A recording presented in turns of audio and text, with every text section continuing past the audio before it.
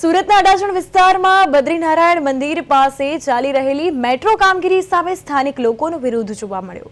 તો metro station અને pillar રસ્તાની વચ્ચેથી પસાર થવાને કારણે ભવિષ્યમાં ટ્રાફિક સમસ્યા ઊભી થવાની ભીતિ લોકોમાં છે। સ્થાનિક લોકોએ સાંસદ મુકેશ દલાલને રજૂઆત કરી બાદમાં સાંસદે મુલાકાત લીધી। તો મેટ્રો અધિકારીઓએ નકશો અને મેજરમેન્ટ દ્વારા લોકોને સમજણ આપી સાંસદે સમસ્યાના નિરાકરણ માટે પ્રયાસ કરવાની ખાતરી પણ આપી છે। સુરતના અડાજણ ખાતે જે રીતે મેટ્રોનું કામગીરી ચાલી રહી છે અને તેમાં ક્યાંક ને ક્યાંક જે મહાનગરપાલિકાના અધિકારીઓ કે નિરીક્ષણ કરનાર લોકોએ વેઠ ઉતારી હોય તેવા દ્રશ્યો સામે આવી રહ્યા છે અને જે પ્રકારે જોઈ શકાય છે તે મુજબ અહીં સ્થાનિકોમાં અને ખાસ કરીને જે બદ્રીનારાયણ મંદિર છે તેમાં આ વિસ્તારમાં જે એક પ્રકારના પિલર ઉતરવાના છે અને અનેક તકલીફો પડી રહી છે ત્યારે સાંસદ અહીંના છે તે નિરીક્ષણ કરવા આવ્યા છે અને જે રીતે દ્રશ્યો જોઈ રહ્યા છે કે મેટ્રોની કામગીરી જે ચાલી રહી છે અને તેવામાં બદ્રીનારાયણ મંદિર અને અહીં સ્થાનિકોને વારંવાર મુશ્કેલી પડવાની જે રજૂઆત હતી તે સાંસદ મુકેશભાઈ દલાલ દ્વારા કરવામાં આવી હતી અને મુકેશભાઈ દલાલ દ્વારા જે પ્રકારે નિરીક્ષણ કર્યું છે, શું કહેશો સાહેબ? આજે નિરીક્ષણ કર્યું, કઈ રીતની રજૂઆત હતી? અડાજણમાં બદ્રીનારાયણ મંદિર પાસે મેટ્રોની કામગીરીના ભાગરૂપ એલિવેટર બની રહ્યા છે અને કોલમ પણ ઊભા રહી રહ્યા છે। ત્યાં સ્થાનિક લોકોના મગજમાં એક શંકા છે કે ભાઈ અહીં આ ઇન્ફ્રાસ્ટ્રક્ચર ઊભું થવાથી કદાચ મોટા વાહનોની અવરજવર કરવામાં પસાર કરવામાં તકલીફ પડે। આથી મેટ્રોના અધિકારીઓને બોલાવીને સ્થળ પર નિરીકરણ કરાવીને આપણે એક ચર્ચા માટે બોલાવ્યા છે। અધિકારીઓએ ખાતરી આપી છે કે ભાઈ અમે તમને અહીં પ્રેક્ટિકલ બતાવીશું કે અહીં મોટા વાહનો પસાર થવામાં કોઈ તકલીફ પડવાની નથી અને પાર્કિંગની પણ જે પણ કોઈ સમસ્યા છે આવનારા દિવસોમાં જોઈ લઈશું। તો ફરી એક વખત એસએમસીના અધિકારીઓ સાથે બેસીને સંકલન કરીને બધું ડિઝાઇનમાં સામેલ કરીને સ્થાનિક લોકોને, હું પણ અહીં સ્થાનિક જ છું, મારું ઘર નાકા પર જ છે, એટલે એ બધું સ્થાનિક સામેલ કરીને આપણે એનો ઉકેલ કરીશું। બિલકુલ, તો જે રીતે સાંસદ દ્વારા જે રજૂઆત હતી અને તેને લઈને જે પ્રકારે કહી શકાય કે જે મુજબના દ્રશ્યો આવી રહ્યા છે ત્યારે અહીંના સ્થાનિક સાથે પણ વાત કરીશું, શું કહેવું છે તેમનું।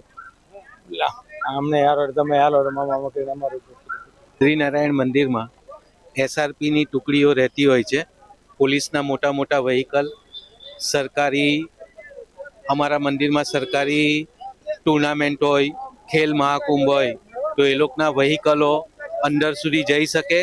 તેમજ બદ્રીનારાયણ મંદિરમાં સ્કૂલ હોવાથી ઇમરજન્સી સર્વિસીસ મંદિરની અંદર સરળતાથી જઈ શકે એ બાબતે અમે રજૂઆત કરી છે। लोकल लोगों का जो भी शंकाएं थी कि एक बार जो एफओपी बन जाएगा है ना, जो अपना एंट्री एग्जिट है, तो उसके लिए हमारी कुछ दिक्कतें आएंगी करके स्पेस का रोड सफिशिएंट रोड मूवमेंट के लिए मिलेगा नहीं, तो उसको हमने मार्किंग करके आज सुबह पूरे लोकल के यहाँ पे जो रेजिडेंट्स है उनको दिखा भी दिया कि सफिशिएंट स्पेस मिल रही है और जो अप्रूव रहेंगे जो जिसमें हमने एसएमसी को कंसेंट के साथ बना रखा है, तो उसी हिसाब से काम हो रहा है और सफिशिएंट स्पेस अवेलेबल है। फिर भी उनके इस तरह से हमने उनका शंकाओं का निराकरण करने का प्रयास किया और ऑनरेबल एमपी साहब को भी वो चीज एक्सप्लेन की।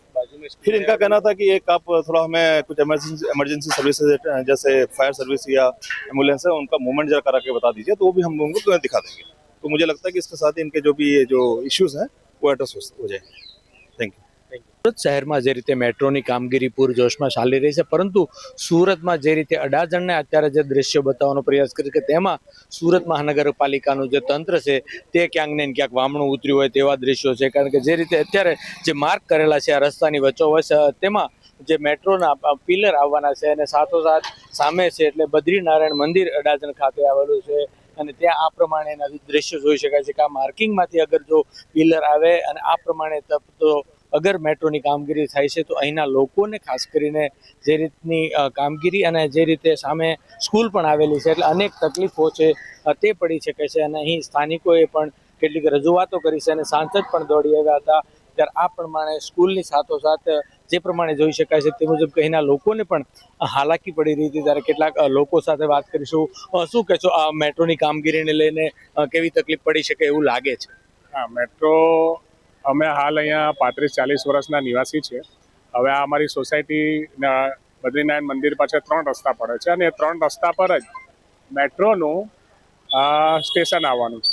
સ્ટેશન આવવાનું છે એનો વાંધો નહીં, પરંતુ સ્ટેશન માટે જે દાદરના ચડવાના પેસેન્જરોને ઉતારવા માટે જે ઇલેક્ટ્રોનિક એસ્કેલેટર અને ચડવા માટેની સીડી, તે 3 જગ્યાએ 3 રસ્તા ઉપર જ વચ્ચે ખોદીને પિલર બનીને કરવાના છે। તો સમસ્યા એ છે કે બધી અમારી સોસાયટીમાં સ્કૂલ ચાલે છે વર્ષોથી 30 વર્ષથી, અને અહીં સ્કૂલોની રિક્ષા વાન અને વાલીઓ અહીંયા વધારે ટ્રાફિક રહે છે. પછી બદ્રીનારાયણ મંદિરમાં સામે સંસ્કૃત પાઠશાળા ચાલે છે. ગુજરાત રાજ્ય સરકાર તરફથી પોલીસોને આજે 20-25 વર્ષથી રહેવા માટે 100 જેટલા પોલીસવાળા તો રોજ રહે છે, જેમની મોટી મોટી ગાડીઓ છે. બદ્રીનારાયણ મંદિરમાં પછી 4 મેરેજના હોલ છે. હવે ત્યાં અહીંયા લગ્ન પ્રસંગે ઓલરેડી બહુ ટ્રાફિક રહે છે, ગાડીઓ રહે છે. તો જો આ એસ્કેલેટર અને દાદરની સીડી 3 રસ્તા પર બનશે તો આ છોકરાઓનું શું થશે, અહીંના સ્થાનિક રહીશોનું શું પ્રોબ્લેમ થશે, અને ટ્રાફિકનું નિવારણ કેવી રીતે થશે, અહીંયા ઇમરજન્સીમાં ફાયરની ગાડીઓ કેવી રીતે આવજા કરશે, રોજ સ્થાનિકોને અહીંયા ટ્રાફિકની સમસ્યા કેવી રીતે સોલ્વ થશે, તે બાબતે સાંસદ મુકેશભાઈ દલાલને રજૂઆત કરી, જે સ્થળ પર આવ્યા છે અને મેટ્રોના અધિકારીઓ સાથે ચર્ચા કરી રહ્યા છે કે આમાં કઈ રીતનું સ્થાનિકોને પણ નિવારણ મળે. હવે એવું કહ્યું છે કે ચર્ચા કરીને પછીથી થોડા દિવસ પછી જાણ કરવામાં આવશે.